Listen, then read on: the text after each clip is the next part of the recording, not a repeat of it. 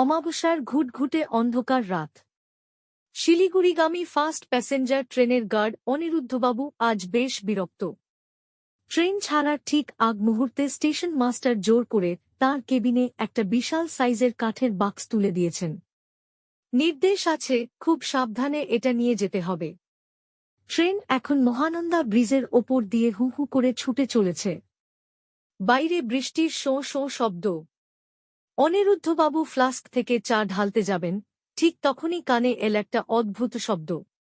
খস খস খস আওয়াজটা আসছে কোণে রাখা ওই কাঠের বাক্সটার ভেতর থেকে।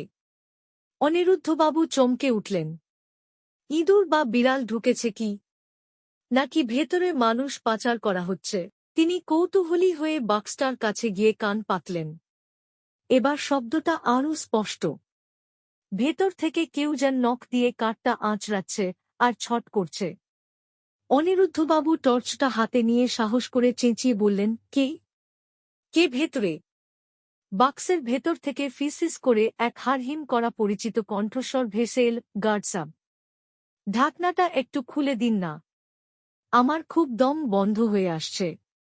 অনিরুদ্ধবাবু ভয়ে ছিটকে পিছিয়ে গেলেন।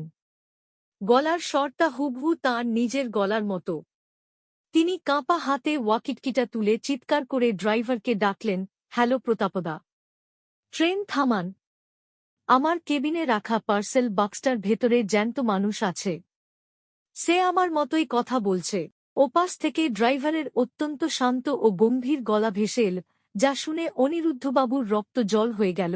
অনিরুদ্ধ, শান্ত হও, ওটা তোমারই লাশ। গত স্টেশনে লাইন ক্রস করার সময় অ্যাক্সিডেন্টে তুমি মারা গেছ।